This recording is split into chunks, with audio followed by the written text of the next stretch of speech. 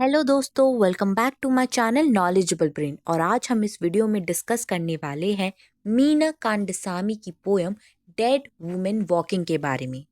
Poem discuss करने से पहले हम जानते हैं कुछ बातें मीना कांडसामी के बारे में। दोस्तों, मीना एक इंडियन पोएट, राइटर और ट्रांसलेटर थी।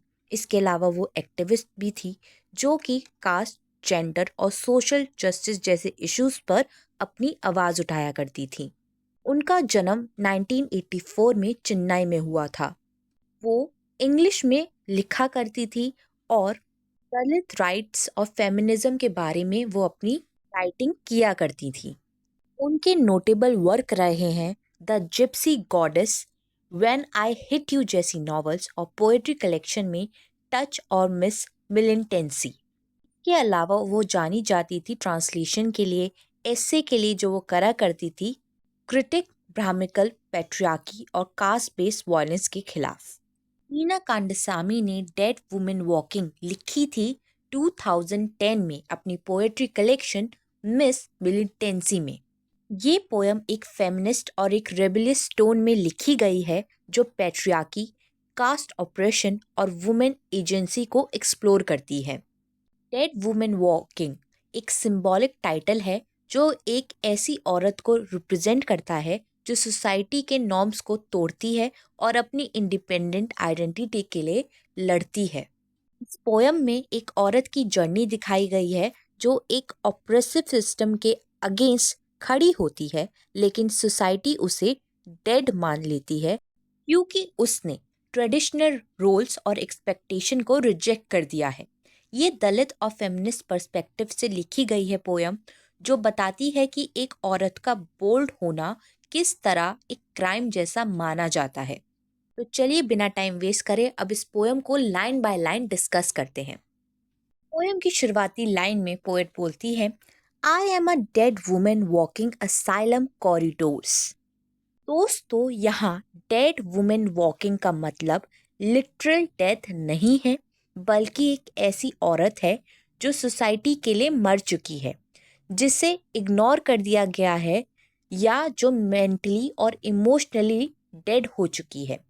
असाइलम एक मेटाफोर हो सकता है उस पेट्रियार्कल सोसाइटी का जो औरतों की इंडिविजुअलिटी को सप्रेस करता है।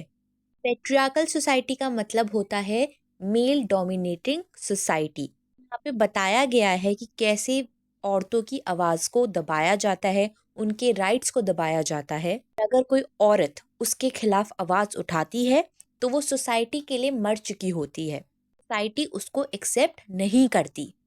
आगे वो बोलती है, with flattering step, with flatted flying hair, मेरे कदम लड़खड़ा रहे हैं, मेरे बाल उलझे हुए हैं और हवा में उड़ रहे हैं।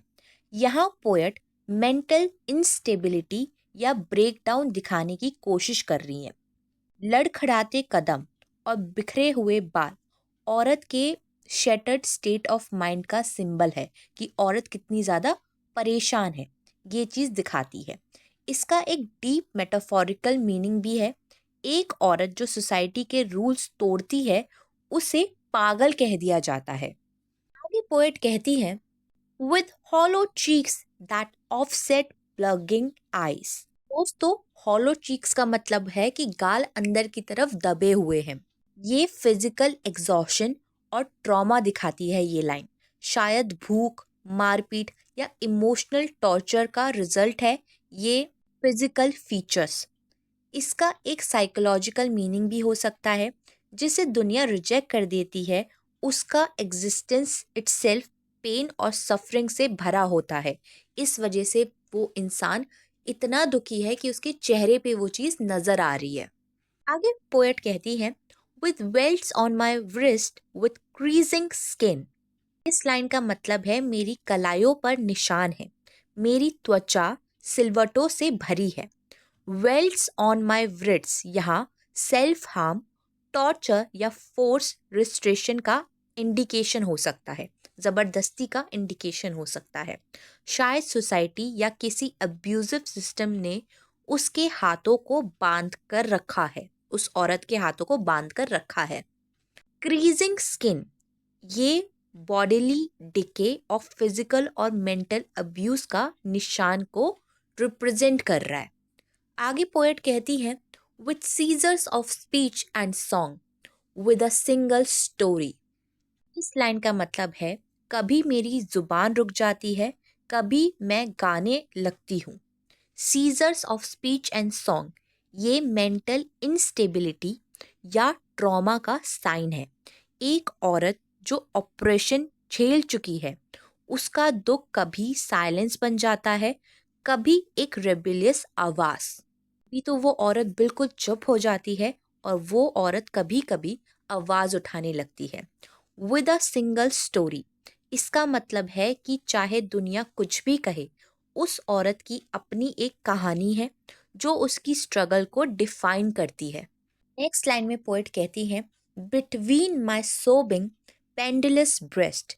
यहाँ सोबिंग पेंडुलस ब्रेस्ट का रेफरेंस औरत की बॉडी और मदरहुड से जुड़ा हो सकता है।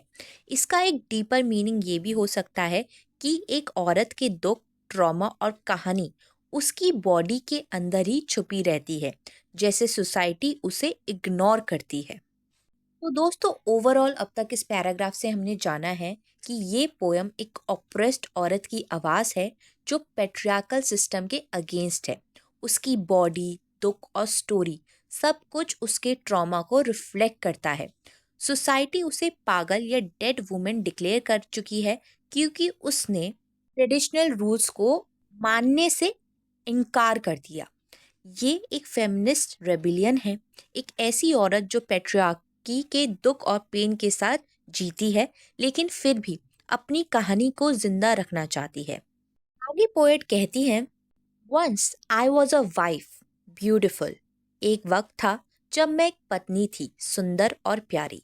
यहाँ पोएट ये दिखाना चाहती है कि एक औरत की आइडेंटिटी सिर्फ उसकी शक्ल और उसके पत्नी होने तक सीमित नहीं है।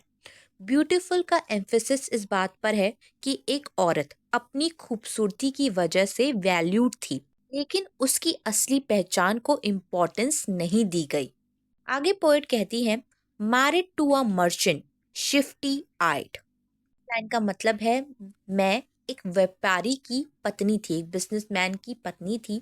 शिफ्टी आइड का मतलब होता है धोखेबाज, शक करने वाला आदमी। यहाँ उसके पति के बारे में बताया गया है, इंसान का रूप दिखाया गया है जो अपनी बीवी पर भरोसा नहीं करता या उसके प्यार को समझने में असमर्थ है। आगे स्पीकर कहती है, living the life until he was lost in listless doubt. इस लाइन का मतलब है, मैं अपनी जिंदगी जी रही थी जब तक वो बेकार के शक में खो नहीं गया। यहाँ लिस्टलेस डाउट का मतलब है ऐसे शक जो बिना किसी वजह के हैं, सिर्फ इनसिक्योरिटी और समाज की प्रेशर से पैदा हुए हैं। उसका पति शायद ये सोचने लगा कि उसकी बीवी जो भी देती है वो कहाँ से आता है, क्या वो डिजर्व करती है, या क्या वो किसी और से ज्यादा ले रही है। तब उसका पति फालतू के शक करता है जो सोसाइटी ने उसके दिमाग में भरे होते हैं। आगे पोएट कहती है, of how what I give him was more delicious than whatever had been given to me। तो इस लाइन का मतलब है कि कैसे जो मैंने उसे दिया वो उसे ज़्यादा लजीज लगा जो मुझे मिला। यहाँ प्यार, केयर और इमोशनल सपोर्ट का कंपैरिजन किया गया है। उस औरत ने अपने पति को पूरा प्यार दिया बिना किसी शर्त के, लेकिन उसके बावजूद उसका पति उस पर शक करता था। ये मेल ईगो और इनसिक्योरिटी का रिफ्लेक्शन है। जो औरत बिना किसी हिसाब किताब के प्यार देती है उसे सोसाइटी समझने से इनकार करती है। स्पीकर बोलती है, his mathematics could never explain the magic of my multiplying love this miracle. इस लाइन का मतलब है, उसकी गणित कभी ये समझ नहीं पाई कि मेरा प्यार कैसे बढ़ता रहा। ये एक चमत्कार था। यहाँ मैथमेटिक्स का मतलब लॉजिक, कैलकुलेशन से है, थिंकिंग से है। जो लोग हर चीज़ को गिव एंड टेक का बैलेंस की नज़र से देखते हैं उन्हें बिना किसी वजह और शर्त के दिया गया प्यार समझ नहीं आता। एक औरत जितना प्यार देती है वो किसी भी लॉजिक से एक्सप्लेन नहीं हो सकता, क्योंकि प्यार को कभी भी नापा तोला नहीं जा सकता। आगे स्पीकर कहती हैं, like materialising mangoes out of thin air, like dishing out what was never there.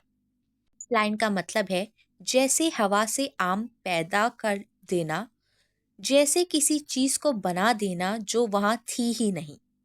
यहाँ औरत के न्यूट्रिंग नेचर और इमोशनल स्ट्रेंथ का जिक्र किया गया है इस लाइन में।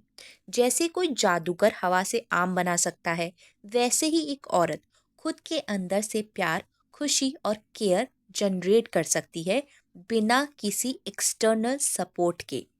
Dishing out what was never there का मतलब है कि जो उसे मिला ही नहीं, उसने वो भी दूसरों को दिया है।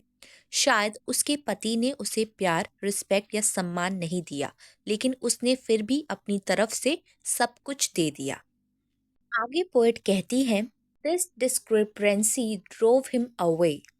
हाँ, डिस्क्रिपेंसी का मतलब है उस आदमी का अपनी पत्नी के प्यार और सेक्रीफाइस को समझ नहीं पाना।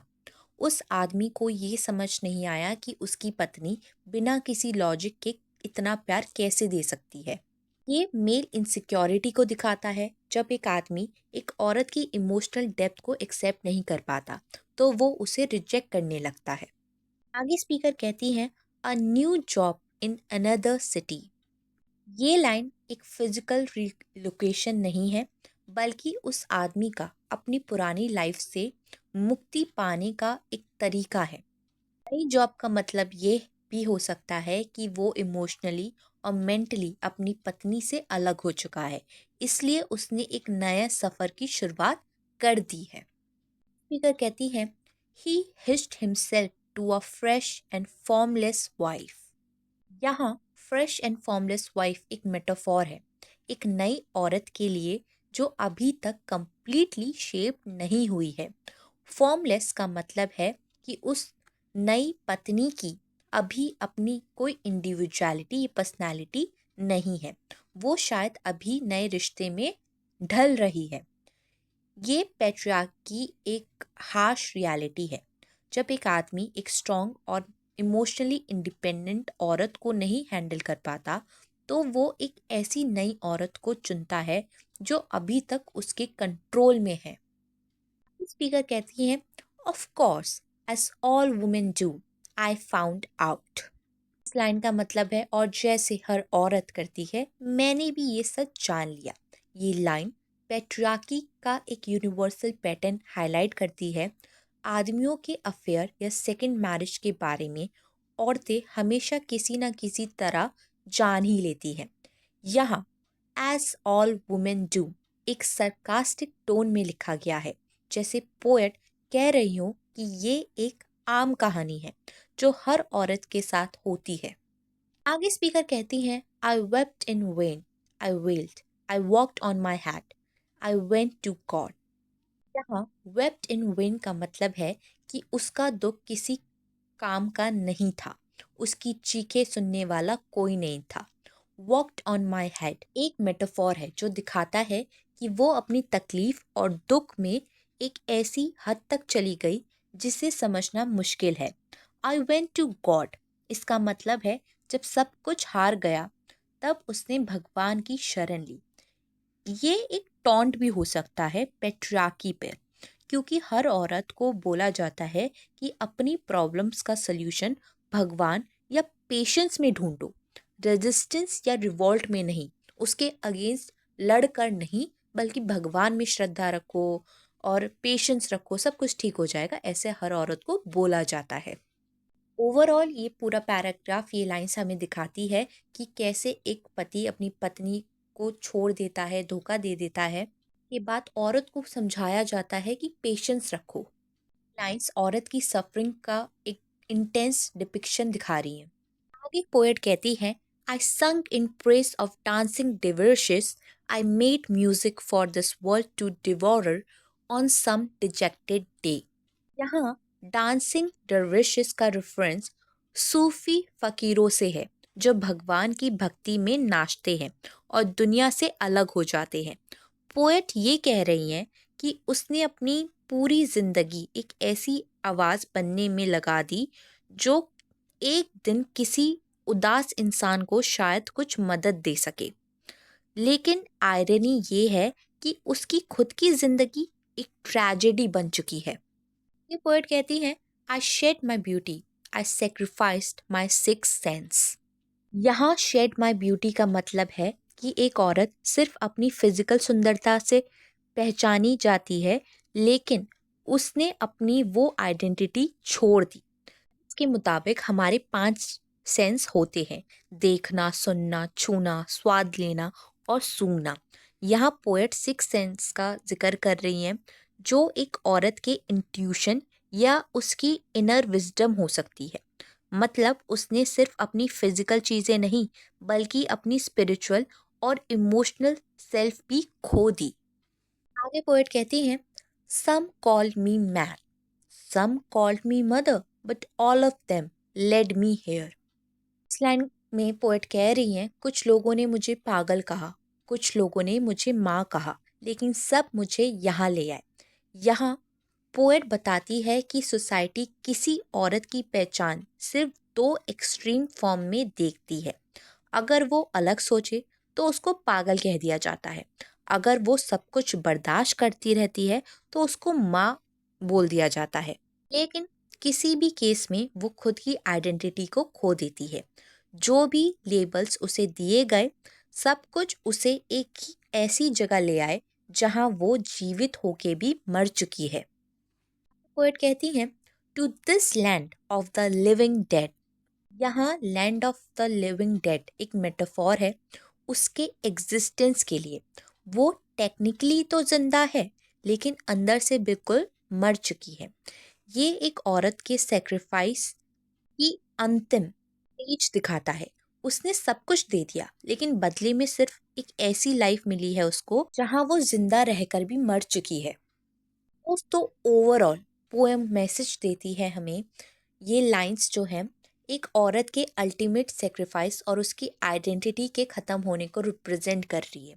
उसने प्यार दिया, गीत लिखे, अपनी सुंदरता और ज्ञान त्याग दिया, लेकिन अंत में उसको क्या मिला? सिर्फ दुख और दर्द।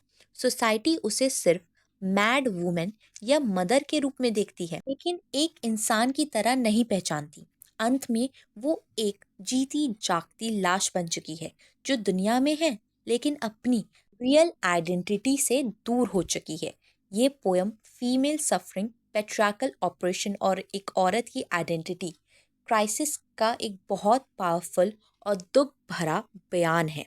आई होप आपको पोएम समझ में आ गई हो। वीडियो अच्छी लगी हो तो हमारे चैनल को लाइक करें, शेयर करें और सब्सक्राइब करना ना भूलें। अगली बार फिर मिलेंगे और एक नई वीडियो के साथ। और साथ ही अगर आपको कोई भी इंग्लिश लिटरेचर में वीडियो चाहिए तो हमें कमेंट सेक्शन में लिख के ज़रूर बताइएगा।